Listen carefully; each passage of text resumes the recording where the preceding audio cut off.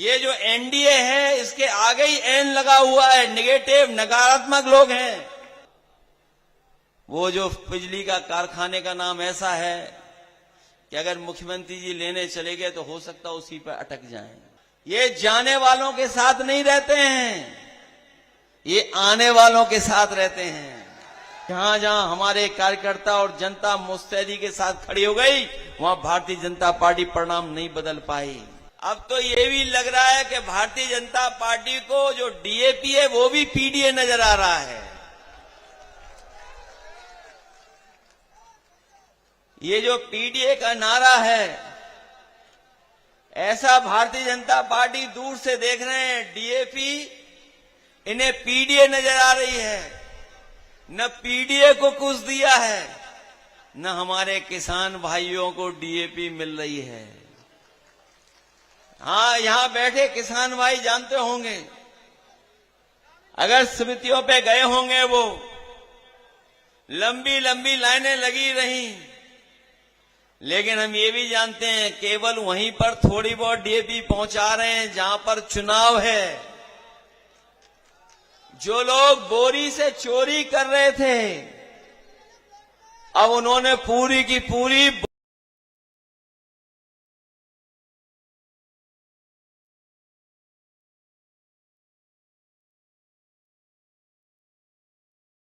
DAP की बोरी black में खरीदनी पड़ रही है।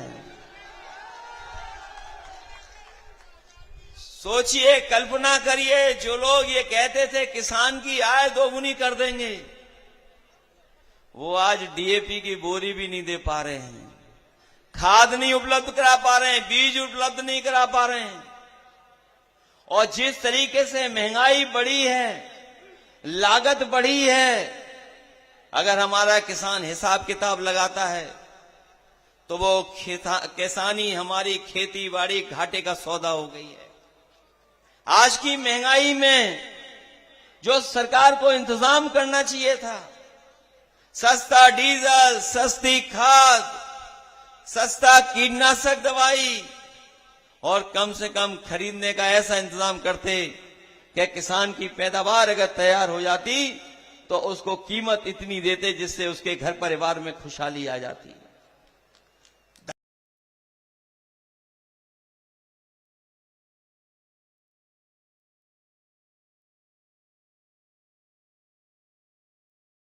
कल अगर आलू की फसल तैयार हो जाएगी तो बताओ आलू क्या भाव कैसे सरकार देगी। न केवल आलू का भाव में धोखा होने जा रहा है किसानों को, बल्कि हमारा किसान ये भी जानता होगा कि बिजली कितनी महंगी ले पा रहा है। आज बिजली भी महंगी है, जितना भी खाने पीने का सामान या सामग्री बाजार से किसान ले रहा है सब महंगा है। डीजल पेट्रोल तो है ही, लेकिन जीएसटी ने भी सब चीजें महंगी कर दी। महंगाई की मार गरीब पर तो पड़ी है, लेकिन सबसे ज्यादा महंगाई की मार हमारे किसानों पे पड़ रही है।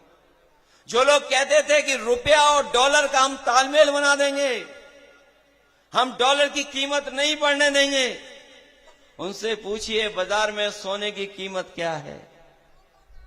सोने की कीमत कहां पहुंचा दी। आज अगर किसी गरीब परिवार के किसी बेटी की शादी है तो अगर वो जेवर भी लेने जाएगा तो पैसे ज्यादा दे करके आएगा, जेवर कुछ मिलेगा ही नहीं उस पैसे में। आप याद कीजिए 2014 में ये सोने से लेकर के और चीजों की कीमत क्या थी और आज कीमत क्या है। महंगाई बढ़ा दी, और ये महंगाई इसलिए बढ़ी है क्योंकि बीजेपी के लोग मुनाफा कमाना चाहते हैं। याद रखना, जब ये लोग मुनाफा कमाएंगे तो महंगाई अपने आप बढ़ जाएगी, और बीजेपी के लोग जानबूझ करके अपने उद्योगपति मित्रों को ये ज्यादा मुनाफा कमाना देने का मौका दे रहे हैं। इसीलिए आज हमें महंगाई का सामना करना पड़ रहा है।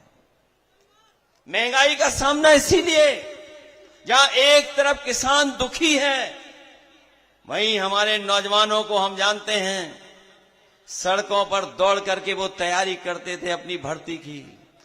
हजारों की संख्या में नौजवान सवेरे उठ करके खेतों से लेकर के सड़कों पे दौड़ा करते थे।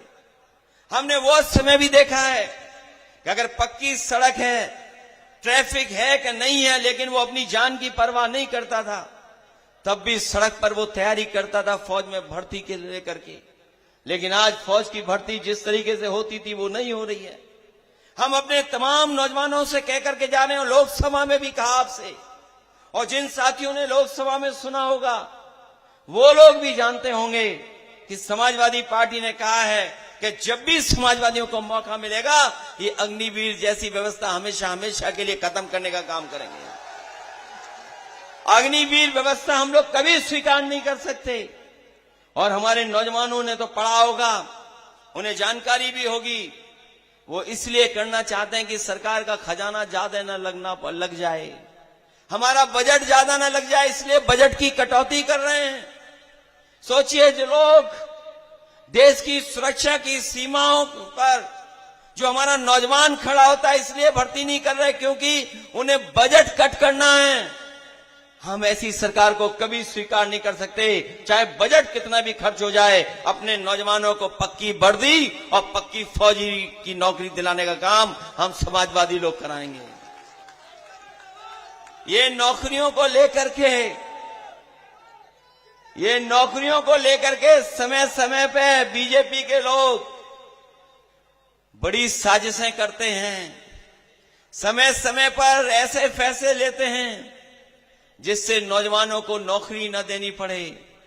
हमारा नौजवान नौकरी नहीं पाएगा, रोजगार नहीं पाएगा, तो इनके जो उद्योगपति मित्र हैं वो कम पैसे में नौजवानों को रोजगार दे देंगे।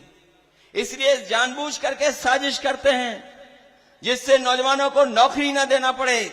अभी हाल ही में आपने देखा होगा, तमाम पढ़े लिखे नौजवान जिन्हें अधिकारी बनने का मौका मिलना था वो धरने पर बैठ गए, और धरने पर तब तक बैठे रहेंगे जब तक सरकार उनकी मांगे स्वीकार नहीं करेगी। अभी तो आधी मांगे स्वीकार की हैं। आप याद रखना, यही सरकार है जिसने अभी आधा फैसला बदला है। ये नौजवान जब सड़कों पे आएगा, धरने पर बैठा हुआ है, वो तभी हटेगा जब उसकी मांगे पूरी हो जाएंगी, उससे पहले नौजवान हटने वाला नहीं।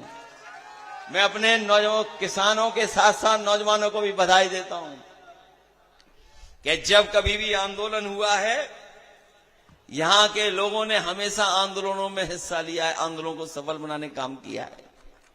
किसानों का आंदोलन हुआ, बड़े पैमाने पे किसान भाइयों ने जुड़ करके सरकार को झुकाने का काम किया, और जिस समय सरकार को पता लग गया कि किसान नाराज हैं, उन्हें अपने काले कानून वापस लेने पड़े।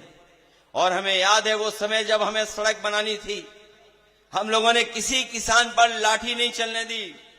किसानों की मांगों को लेकर के हम लोगों ने चर्चा की, और चर्चा ऐसी कर करके फैसला लिया कि हम लोगों ने सर्किट रेट के बढ़ा करके उन्हें 4 गुना मुआवजा दिया। उसका परिणाम यह हुआ कि कभी भी किसान को आंदोलन पे नहीं बैठना पड़ा। हमें 323 किलोमीटर की सड़क बनाई, लेकिन एक जगह भी किसान आंदोलन नहीं करा। ऐसा काम समाजवादी लोगों ने कर करके दिखाया। यही अलीगढ़ है, यही टप्पल है जहां पर कभी समाजवादी लोगों ने साइकिल चलाई थी। बहुत से हमारे साथी जानते होंगे, यही टप्पल है।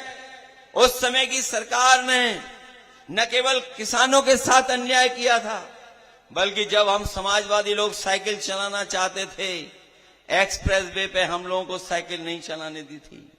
हम लोगों ने उसी दिन कहा था कि अगर साइकिल नहीं चलाने दे रहे हो तो आपकी सरकार चली जाएगी। हम लोगों ने उनकी कोई नहीं मानी, पुलिस के लोगों की, और हम लोग साइकिल लेकर के एक्सप्रेस वे पे चल करके यहां से मथुरा पहुंच गए थे। ये समाजवादियों ने इतना महत्वपूर्ण काम किया, उसका परिणाम ये हुआ कि साइकिल चलाने के बाद आपकी सरकार बन गई। और मुझे वो भी दिन याद है जब सरकार बनी तो एक किसान नेता थे जिन्हें जेल भेजा गया था। एक किसान नेता थे तेवतिया, जिन पे न जाने कितने मुकदमे लग गए थे, झूठे मुकदमे लगे थे, जेल में थे। समाजवादी सरकार आई, न केवल उन्हें जेल से बाहर निकाला बल्कि उनके पूरे के पूरे केसों को वापस लेने का भी काम हम लोगों ने शुरू कर दिया था। जहां टप्पल से लेकर के अलीगढ़ वाली सड़क यही, जिसपे न जाने कितना ट्रैफिक था, कई घंटों में अलीगढ़ पहुंचते थे। समाजवादी सरकार बनी, इसको 4 लेन बना करके हम लोगों ने रास्ते को आसान बनाने का काम किया। ये हमारे मुख्यमंत्री जी हैं जो पीडीए की नई नई परिभाषा दे रहे हैं। पीडीए की तो परिभाषा दे रहे हैं, लेकिन डीएपी का फुल फॉर्म नहीं जानते हैं। पीडीए की तो नई नई परिभाषा है उनके पास, लेकिन डीएपी की परिभाषा नहीं जानते हैं। मुझे याद है हरदुआगंज में बिजली का कारखाना जो बड़ा लगा हुआ है, ये किसी की देन है तो समाजवादियों की देन है। और समाजवादियों ने वो बिजली का कारखाना इसलिए लगवाया था जिससे कि बिजली बने, न केवल उत्पादन बढ़े, हमारे किसानों को बिजली ज्यादा मिले और ज्यादा बिजली के साथ साथ उन्हें सस्ती बिजली मिले। ये इंतजाम अगर किसी ने किया था तो समाजवादियों ने किया। कारखाना तो चल गया, लेकिन अभी भी किसानों की बिजली सस्ती नहीं हुई है। और जब मुख्यमंत्री जी आए भी, आप रिकॉर्ड निकाल करके देख लेना, उस कारखाने का नाम नहीं लिया उन्होंने, उसका नाम नहीं ले पाए। वो पीडीए पीडीए तो बोल रहे हैं, लेकिन कभी बिजली के कारखाने का नाम अगर आपने लिया हो या सुना हो तो बता दो आप। वो जो बिजली का कारखाने का नाम ऐसा है कि अगर मुख्यमंत्री जी लेने चले गए तो हो सकता उसी पर अटक जाएं, इसलिए नाम नहीं ले रहे हैं। न केवल समाजवादियों ने सड़क बनवाई, बिजली का कारखाना लगवाया, बल्कि जो एम्बुलेंस गरीबों के पास गांव गांव पहुंच रही, वो भी समाजवादियों की देन है। उसके साथ साथ जो पुलिस के लिए इंतजाम किया था 100 नंबर, वो जो गांव में पहुंच जाए मदद करने, हमारे गरीब को थाने में न जाना पड़े, इसलिए वो इंतजाम किया था समाजवादी पार्टी ने कि अगर आप फोन करो, तकलीफ परेशानी हो, कहीं भी झगड़ा हो जाए, किसी बात को लेकर के आपस में कुछ विवाद हो जाए, आप 100 नंबर मिलाते थे, पुलिस आकर के मदद करने का काम करती थी। लेकिन जब से 100 नंबर से 112 हुआ है, हमारी पुलिस भी बदल गई है। ये जो 100 से 112 किया है, हमारे पुलिस भाइयों को लगा कि हमारा भी अपना रेट बदल देना चाहिए। पहले 100 नंबर व्यवस्था ठीक करती थी, विवाद खत्म कर देती थी। अब 100 नंबर वालों को निर्देश है कि आप विवाद को खत्म नहीं करोगे, दोनों पार्टियों को थाने में लाओगे हमारे पास। और अभी तक तो पुलिस अपराधियों को पकड़ती थी, अब आप सुनते होंगे पुलिस पुलिस को पकड़ रही है। ये सरकार ने हमारी पुलिस को भी खराब कर दिया है। और अभी भी परमानेंट नहीं है मुखिया पुलिस का, वो भी कार्यवाहक है, कार्यवाहक। और जो 50 में पायदान पे था उसको सबसे ऊपर बैठा दिया। इतना पुलिस भी कभी डिमोरलाइज नहीं हुई होगी जितनी पुलिस आज डिमोरलाइज दिखाई दे रही है। इसलिए याद रखना, ये जाने वालों के साथ नहीं रहते हैं, ये आने वालों के साथ रहते हैं। ये बीजेपी की सरकार जा रही है, समाजवादी लोग पीडीए परिवार को जोड़ करके, पीडीए परिवार को सम्मान दिला करके और सरकार बनाने जा रहे हैं। इसीलिए घबरा करके क्या नारा दे रहे हैं कि बटोगे तो कटोगे। उन्हें पता होना चाहिए हमारा समाज और हमारे गांव के लोग सौहार्द पसंद लोग हैं। ये उनके नारे के चक्कर में नहीं पड़ेंगे। और ये नारा कभी सोचा कहां से इन्होंने सीखा है? ये नारा सीखा है अंग्रेजों से, जिन अंग्रेजों ने कभी डिवाइड एंड रूल का नारा दिया था और हमारे देश पर राज किया था। उन्हीं अंग्रेजों से ये सीख करके आए हैं। अंग्रेज तो चले गए, लेकिन उनके वचनवंशी अभी भी हमारे आपके बीच में हैं। उनके वचनवंशी तो है ही हैं, उनके विचारवंशी भी हमारे आपके बीच में हैं। अभी मैंने अखबार में एक अंग्रेजी के में पढ़ा कि जो लोग नकारात्मक सोच के लोग होते हैं वो जल्दी बूढ़े हो जाते हैं। वो बूढ़े हो जाते हैं, खुश भी नहीं रहते हैं, उम्र भी ज्यादा नहीं रहती है। ये नकारात्मक लोग हैं। ये जो एनडीए है इसके आगे ही एन लगा हुआ है, नेगेटिव नकारात्मक लोग हैं। ये जो इनका एनडीए है ये एन है। एन का मतलब नेगेटिव, एन का मतलब नकारात्मक लोग हैं। और पीडीए हमारा पॉजिटिव है, प्रोग्रेसिव है और जोड़ने वाला हमारा नारा है। हमारा नेगेटिव नारा नहीं है, हमारा नकारात्मक नारा नहीं है, हमारा पॉजिटिव नारा है, प्रोग्रेसिव नारा है। तभी हम लोगों ने अपने नौजवानों को आगे बढ़ने के लिए लैपटॉप देने का काम किया था। इतने साल हो गए हैं, लेकिन जिस घर परिवार के पास भी होगा वो अभी भी चल रहा होगा, अभी भी खराब नहीं हुआ होगा। इन्होंने लैपटॉप की नकल तो की, हम लोगों ने बड़ा दिया था लैपटॉप, इन्होंने छोटा कर लिया और उस पे उंगली चलाते रहो, घिसते रहो, चलता ही नहीं है, चलता नहीं है इनका। इसलिए हम आपसे कहना चाहते हैं, समाजवादी लोग प्रोग्रेसिव लोग हैं। और फिर हम तो अपने मुख्यमंत्री जी से कहेंगे, वस्त्रों से कोई योगी नहीं बन जाता है, वस्त्र पहनने से कोई योगी नहीं बनता है, विचारों से योगी बनता है। और ये कलयुग है, इसीलिए सब उल्टा पुल्टा हो रहा है। हम और आप लोग जानते हैं, जो साधु संत होते हैं वो मौन रहते हैं, कम बोलते हैं, लेकिन पता नहीं क्या है कि कलयुग है, आजकल साधु संत भी ज्यादा बोल रहे हैं वस्त्र पहन करके। इसलिए सावधान रहना आप लोग, सावधान है कि नहीं है आप लोग। और जिन्हें हम लोग समझते थे कि ये सत्य वचन बोलते हैं, लेकिन ये झूठ के प्रचारक हैं, झूठ का प्रचार करते हैं। जो लोग जिनसे उम्मीद करते हैं कि सरकार चलाएंगे, वो बुलडोजर चलाते हैं। हम बधाई देना चाहते हैं सुप्रीम कोर्ट को कि जिन्होंने बुलडोजर को हमेशा हमेशा के लिए गैराज में खड़ा कर दिया। जो विकास का प्रतीक था उसको विनाश का प्रतीक बना दिया सरकार ने। और हम सुप्रीम कोर्ट को इस बार में भी बधाई देंगे कि जिन्होंने न केवल बुलडोजर को रोका है, बल्कि सरकार पे जुर्माना भी लगाया है। और साथ ही साथ ये भी कहा है कि ऐसे दोषी अधिकारी जिन्होंने गरीबों के घर तोड़े हैं, बुलडोजर चलाए हैं, उन पे भी कड़ी कार्रवाई करने का काम सरकार करे। ये जो अनकॉन्स्टिट्यूशनल है, जो अनडेमोक्रेटिक है, इस बुलडोजर की राजनीति को हम समाजवादी लोग कभी स्वीकार नहीं कर सकते हैं। सच्चाई तो ये है कि ये इनकाउंटर करने वाली सरकार कभी संविधान पे भरोसा नहीं करती है।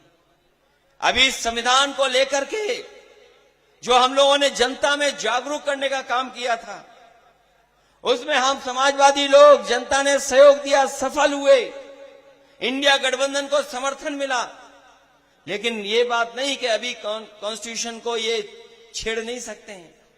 अभी भी संविधान के आगे जो व्यवस्था है उसको कभी ये स्वीकार नहीं कर रहे हैं।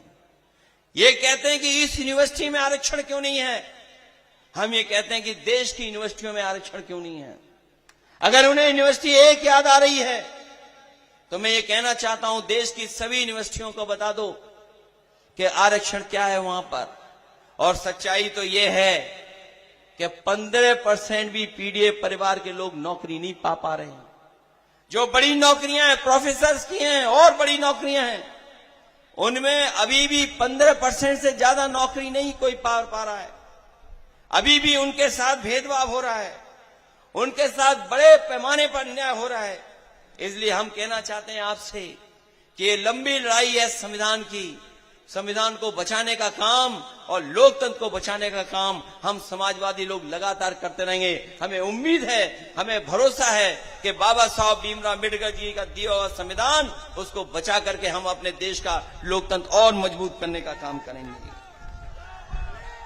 ये जो नौकरियां नहीं दे रहे हैं, ये हमारे नौजवान जानते होंगे कि एक समय ऐसा आया था जिस समय भर्ती में बहुत समय लगता था। भर्ती को लेकर के कभी कभी महीनों इंतजार करना पड़ता था। मुझे याद है जब हमारे सामने ये विकल्प आया तो मैंने अधिकारियों से कहा कि अगर शिक्षकों की भर्ती और नौकरी इस तरीके से मिलती है कि उनके 10वें 12वें और जो पढ़ाई की उसके नंबर जोड़ करके मेरिट के आधार पर नौकरी मिल जाती है, शिक्षक की, टीचर्स की नौकरी मिल जाती थी, तो हमारी पुलिस की नौकरी क्यों नहीं मिल सकती है। और मुझे याद है न पेपर लीक का झगड़ा, न किसी बात का, हम लोगों ने एक साथ 32,000 नौजवानों को नौकरी दे करके उनका भविष्य बनाने का काम किया था। वो लोग 10वां 12वां पास और दौड़ करके फिजिकल दिखाया था और तमाम नौजवानों को नौकरी मिल गई थी। और ये जो परीक्षा करा रहे हैं, ये ऐसी परीक्षा करा रहे हैं कि परीक्षा केंद्र में ही नहीं पहुंच पाओ पहले तो आप, और अगर परीक्षा केंद्र में पहुंच गए तो ऐसे सवाल पूछे जाएंगे जिनका उत्तर किसी गाइड में भी नहीं है। आप पता करवा लीजिए, 30% नौजवान परीक्षा केंद्र में नहीं पहुंच पाए। और सुनने में आया है कि हाई कोर्ट ने भी और तरह से फैसला लेकर के कहा है कि जो गलत क्वेश्चन आए हैं उनका सरकार क्या करेगी। तो ये वो सरकार है जो नौकरी नहीं देना चाहती, रोजगार नहीं देना चाहती है, और क्या सपना दिखा रहे हैं कि हम $1 ट्रिलियन की इकोनॉमी बना देंगे। ये $1 ट्रिलियन इसलिए बोलते हैं जिससे हमारा गरीब नहीं समझ पाए। 1 ट्रिलियन इसलिए बोलते हैं कि हमारा किसान नहीं समझ पाएगी 1 ट्रिलियन क्या है। कभी पूछिएगा बीजेपी वालों से कि ये 1 ट्रिलियन वाला नारा क्या है। अगर दिल्ली वाले कह रहे हैं 5 ट्रिलियन की, तो यूपी वाले कह रहे हैं कि 1 ट्रिलियन इकोनॉमी बना देंगे। और सच्चाई तो यह है कि हमारे किसान को अगर आप पैदावार की सही कीमत दे दें, मुनाफे की कीमत दे दें, अपने आप उत्तर प्रदेश की $1 ट्रिलियन इकोनॉमी हो जाएगी और देश की भी $5 ट्रिलियन इकोनॉमी हो जाएगी। आज जो सामने हमें करना पड़ रहा नौजवानों के सामने, पेपर लीक कराने वाले भी भाजपा वाले हैं, ये जो तारीख बदलने वाले हैं, टालने वाले, ये भी भाजपा वाले हैं, आरक्षण को मारने वाले भाजपा वाले हैं, और रिजल्ट अगर आ रहा है तो उसको भी लटकाने वाले भाजपा वाले हैं। और अगर सब परीक्षाओं से निकल जाए अगर नौजवान, तो कोर्ट में भी परिणाम उलझाने वाले अगर कोई हैं तो वो भारतीय जनता पार्टी के लोग हैं। इसलिए इस चुनाव में हम आपसे निवेदन और अपील करने आए हैं कि डॉक्टर चारू केन आपके बीच में हैं। ये डॉक्टर हैं, ये पढ़ी लिखी हैं, हमें पूरा भरोसा है कि आप सबका समर्थन इन्हें मिलेगा, आप सबका इनको सहयोग मिलेगा। ये पहले भी चुनाव लड़ चुकी हैं और इस बार समाजवादी पार्टी ने इन्हें मौका दिया है। पिछले चुनाव में आपने मदद की, आपने जिता करके भेज दिया। आपने न केवल अपनी विधानसभा से जिताया बल्कि लोकसभा भी आपने लगभग जिता दिया था। आपने जिताया लेकिन प्रमाण पत्र नहीं पा पाए हम लोग, प्रमाण पत्र नहीं मिला। और आपको याद होगा जो जीते सांसद हैं, जब शपथ लेने गए थे तो हम लोगों ने क्या कहा था कि ये बेईमान है। लेकिन आपने वो भी देखा होगा, जब बेईमान का आया तो वो मुस्कुरा रहे थे उसमें शपथ लेते समय। तो आप समझ गए होंगे बात। ये हमारा जीता हुआ चुनाव इन्होंने बदल दिया। और सच्चाई है कि अधिकारियों ने बदला, सरकार के दबाव में बदला। इसलिए आपको सावधान रहना पड़ेगा। और हम ये जानते हैं, जहां जहां हमारे कार्यकर्ता और जनता मुस्तैदी के साथ खड़ी हो गई, वहां भारतीय जनता पार्टी परिणाम नहीं बदल पाई।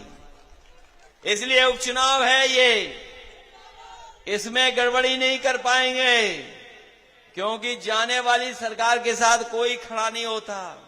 वो भी जानते हैं कि महाराष्ट्र का चुनाव के बाद उत्तर प्रदेश की भी कुर्सी बदल जाएगी, छिन जाएगी। ये हमारे मुख्यमंत्री जी समाज में अंदर ही अंदर बारूद बिछा रहे हैं, लेकिन इनकी कुर्सी छीनने के लिए भी इनके पीठ नीचे नीचे सुरंग खोद रही है। ये जो बारूद बिछा रहे हैं इसीलिए बिछा रहे हैं कि उनकी कुर्सी भी खतरे में है। इसलिए अब कोई गड़बड़ी नहीं करने वाला है। ये चुनाव जीत का है, ये उपचुनाव संदेश देने का भी है 2027 का। हम आपको भरोसा दिलाते हैं। हमारे समाजवादी लोग जानते होंगे, अगर इन्होंने कभी विकास को लेकर के, काम और योजनाओं को लेकर के हमसे कभी कुछ कहा होगा, हमने पूरी ईमानदारी से यहां की जनता की मदद करने का काम किया है। आप न केवल उपचुनाव जिताइए, आप संदेश दीजिए 2027 में कि इंडिया गठबंधन और पीडीए की रणनीति चुनाव जीत करके सरकार बनाने जा रही है 2027 में। ये घबराए हुए लोग हैं बीजेपी के लोग, क्योंकि जब से ये चुनाव हारे हैं तब से इनकी भाषा बदल गई है, व्यवहार बदल गया है। पहले तो डरे हुए थे, लेकिन इधर जब मैं उनको सुनता हूं तो मुझे लगता है कि थोड़े हिले हुए भी दिखाई देते हैं। ये न केवल डरे हैं बल्कि हिल गए हैं, अब इनको समझ में नहीं आ रहा है। इसलिए मदद करना, आप लोग मदद करो। उन्हें पता होगा, उन्हें पता लग गया होगा कि ये चुनाव उनके हाथ से फिसल गया है। और 3 बार जो हमारा साथी बता रहा है, इसी तरह 3 बार फैजाबाद भी गए थे। 3 बार गए फैजाबाद, तमाम विकास की योजनाएं, तमाम जाने क्या क्या जानकारी दी उन्होंने। लेकिन जब उन्होंने इंटरनल सर्वे कराया तो पता लगा कि वो जीतने नहीं हैं और फैजाबाद से दोबारा हारना नहीं चाहते थे। इसलिए जहां 10 चुनाव होने थे, केवल 9 ही चुनाव हो रहे हैं। 1 चुनाव उन्होंने टाल दिया। पहले फैजाबाद का चुनाव टाला, फिर 13 तारीख से 20 तारीख कर दिया चुनाव। ये टालने वाले चुनाव इस बार हार के जाएंगे, क्योंकि जनता इनके खिलाफ खड़ी दिखाई दे रही है। इसलिए मदद करना सब लोग। बताओ, आधी आबादी तो मदद कर रही है, आप लोग भी मदद करना। और हम समाजवादी लोग कभी किसी का साथ छोड़ने वाले नहीं हैं। आपने देखा होगा, जहां जिसके साथ रहे समाजवादी, हम समाजवादियों ने सम्मान देने का काम किया है। अगर कोई दल हमारे साथ गठबंधन में आया भी तो पूरी ईमानदारी के साथ हम लोगों ने उसका सहयोग, समर्थन और सम्मान बढ़ाने का काम भी किया है। ये अलग बात है कि कुछ लोग राजनीतिक परिस्थितियों में स्वार्थ के कारण हम लोगों को छोड़ के चले गए, दूर चले गए। लेकिन मनी मन वो भी जानते हैं कि कोई भी ज्यादा सहयोग और समर्थन और सम्मान बढ़ा सकता है तो वो केवल समाजवादी पार्टी और समाजवादी लोग हैं। इसलिए मदद करिए आप लोग सहयोग करिए हमारा। और ये उपचुनाव ऐसा चुनाव है जिससे न केवल उत्तर प्रदेश बल्कि देश में भी संदेश जाएगा। इसीलिए आपने देखा है, सब कामकाज छोड़ करके केवल उत्तर प्रदेश के बाई इलेक्शन लड़ रहे हैं। और ये जो बटोगे और जो नारा दिया इन्होंने, ये नारा कहीं नहीं चल रहा है। हमारा साथी सही कह रहा है कि यहां पे आ रहे होंगे, क्योंकि महाराष्ट्र के लोगों ने मना कर दिया कि हमारे यहां प्रचार के लिए मत भेजो। वो तो आपने देख लिया होगा। वहां के नेता कह रहे हैं मत भेजो हमारे यहां, इन्हें वहीं रखो अपनी जगह पर। ये अपनी कुर्सी बचाने के लिए बार बार भाग रहे हैं और इनके सहयोग समर्थन में भी कोई नहीं है, कोई समर्थन में नहीं है। इसलिए मदद करिए इस चुनाव में और साइकिल चुनाव चिन्ह को आप मदद करके डॉक्टर चारू कैन को अच्छे वोटों से जिता करके भेजना। मैं आपको भरोसा दिलाता हूं, जब कभी भी सरकार में होंगे, हमारी प्राथमिकता किसान होगी, हमारी प्राथमिकता नौजवान होगी, हमारे किसानों की आय बढ़े और हमारे नौजवानों को नौकरी और रोजगार मिले। उस दिशा में हम लोग उत्तर प्रदेश और देश को आगे ले जाने का काम करेंगे। जब हमारा किसान और नौजवान मजबूत होगा तभी हमारा समाज और देश मजबूत दिखाई देगा। हमें पूरा भरोसा है अपने यहाँ के लोगों पर कि इस बार डॉक्टर चारू को ऐतिहासिक वोट देकर के उन्हें विधानसभा में पहुंचाने का काम करेंगे। और हम आपको ये भी भरोसा दिलाते हैं कि हमें अगर मदद करनी पड़ेगी तो हम आपकी पूरी मदद करेंगे। वहीं हमें जानकारी मिली है कि हमारे अहेरिया समाज के लोगों का बहुत दिनों से